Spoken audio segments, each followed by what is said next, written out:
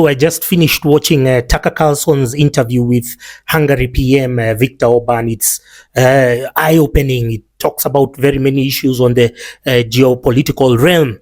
And he asked one question to the Prime Minister. What would it take to have peace in the Ukraine region and to end the war between Ukraine and Russia? And he only had one answer. He said the people with the keys to all of these crises is America. And he doesn't mean Americans, he means the establishment, the political establishment in Washington.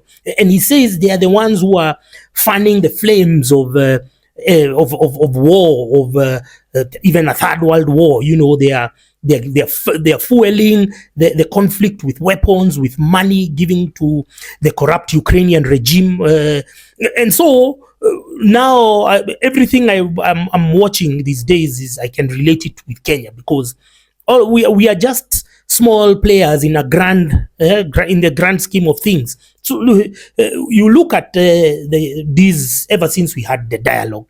Every time we've been getting to that point, then there is some element of toxicity that comes from, even in this case I've realized, is both sides of the political divide, because in Kenya we have been geared that and we have been wired that we only have two ideological positions. If you come in with an alternative, even conversation or talking point, then you're admonished by sponsored trolls. So every time we are about to get to some element of dialogue, then we get these polarizing statements from the Kimani Ichung'was, the WHO, and then they say these talks are not going anywhere.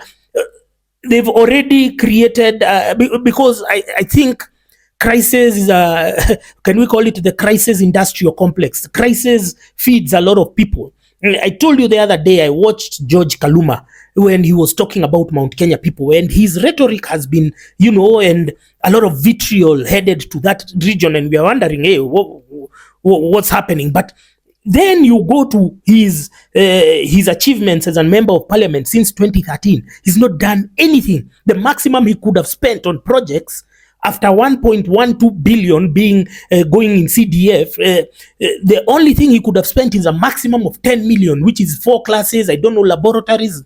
That's it. So these artificial crises that you keep seeing in the media, and then they post tweets, and then those tweets go on these Kenyans and Tuko, because those are the two channels which are used to amplify political depravity.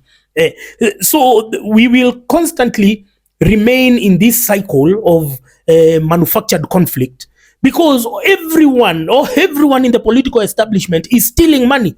If they are not stealing your devolution money, they are stealing your CDF money. If they are not stealing your CDF money, then they are in the national platform. Then they are in CSs, they are in the parastatals, they are stealing there.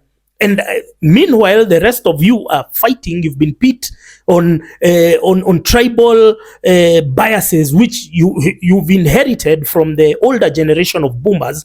I told you, boomers in their inherent stupidity were roped into this cycle of artificial crisis. The tribal stuff, the tribal or ethnocentric identity that they imposed on you, and that's why I was saying people above 40 cannot be helped. But the rest of you who are 35 and below, you can liberate this country from removing those ethnic lenses.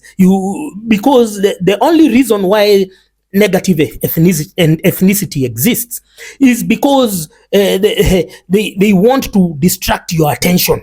Now, as long as you remain focused, as long as you remain steadfast that if we are in this region, we are in Western region, we are in Nyanza region. When we are talking about sugar, now this guy called Jaswant Singh Rai has been trending because of what? Because of sugar. He's taken over local sugar companies which were owned by outgrowers, and during the Uhuru era, they were able to connive with the regime, and he could have taken them at a road deal. He couldn't have done it without the compliance of members of parliament of that region. So who are the enemies over here? The politicians, once they get that microphone, the first thing they will tell you is, watu wa Mount Kenya, watu wa Mount Kenya. Yeah, and then in Mount Kenya, those guys, Raila lives in their head, rent free. Eh? And then Raila hasn't stolen your devolution money. So you need to understand that the manufactured crisis in the country is benefits all the entire political establishment across board. So if you're in Kitui, you saw the other day Charity Ngilu taking a photo with Musalia Mudavadi, and she was the governor of Kitui. She has been the MP there for donkey years. Cannot show you even a school she built. So corruption is universal, but they don't want us to have that conversation. So the other day I told you there was this young kid who is a Kenya Kuisha sycophant, came there trolling me, telling me, Gaidho, wewe tuambie, wacha kutuambia mambo ya nini, wacha kutuambia mambo ya boomers, wewe tuambie vile tutatengeneza pesa. Why are you asking me about how you make money? You have elected people. Why don't you want to bring them to task? You see, this is the thing. They have to distract your attention from their own complacency, from their own corruption, from their own wrongdoings. They have to distract your attention, and so they fashion this imaginary enemy. Me, I'm just here. I'm just giving my opinion. I mean, but they don't want that. They don't want us to have this discussion across communities. And I've told you, the older generation over 40 cannot be helped. They are inherently stupid. Trust me. These are the words I'm using. Yeah. Let me give you an example. I was talking about Kenya Power the other day. And so I did a tweet. I said, ever since Ndindi Nyoro started consolidating his stock there, then the power blackouts have been frequent. What's happening? And so I said, disband Kenya Power Care and end the monopoly that they have. You understand?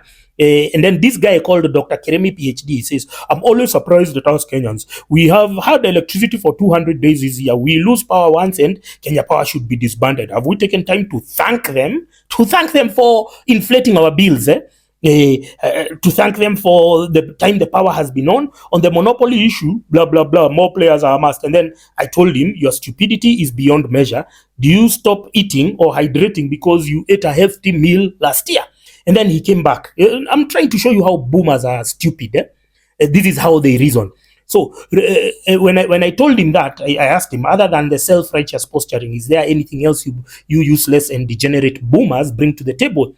And then he starts saying, let your constituents see your vitriol. Maybe they will choose wisely when voting. Keep insulting me. And then he says, remember, the useless and degenerate boomers are part constituents, and we don't forget. This is the stupidity of every electoral cycle. When they go for elections, the boomers never go to elect. They never go to choose. They go to remove somebody. This is their stupidity, because like now, this idiot, if he's in my constituency, he's gonna hold a grudge for me without even looking at other candidates. I wish he was saying that we are going to vote for these other candidates over you because he's a better placed candidate to steer this constituency or this county or whatever to greater heights of prosperity. But they don't reason like that. Every day humans are, you're put in a position where you're making choices. When you get into a supermarket, you're clear. Even if you have 1,000 shillings, you will go and get what you need. And it will serve you for a period of time. So if you want milk, if you want some makeups, if you want some what, you will go to the supermarket and you will not be distracted. You will go. It's a surgical entry. You go to that supermarket, you pass through the aisles, and then you look at every other thing. You may window shop, but that's as far as it goes. You have your 1,000. That's the budget that you're spending there. You go get and remove. You understand? Now, why don't we have the same focus when it comes to politics? Politics, people go and not to get what they want, they go to like now, have you ever gone to a supermarket and then you start complaining, that product is very expensive? No, it's there. You're not going to take it because of the demerits, for number one being cost, number two being probably quality concerns. But then you skip everything and then you go for what you want. Why don't we use the same approach when we are electing politicians? Which is why I'm telling you, people who are 35 and below, you have the tools, the mental tools and the capability to converse and to know that now you're going to elect not to punish somebody, not to send somebody home like these stupid old bastards. Your uncles, your aunties, your parents, your grandparents, they are very stupid. Don't be like them.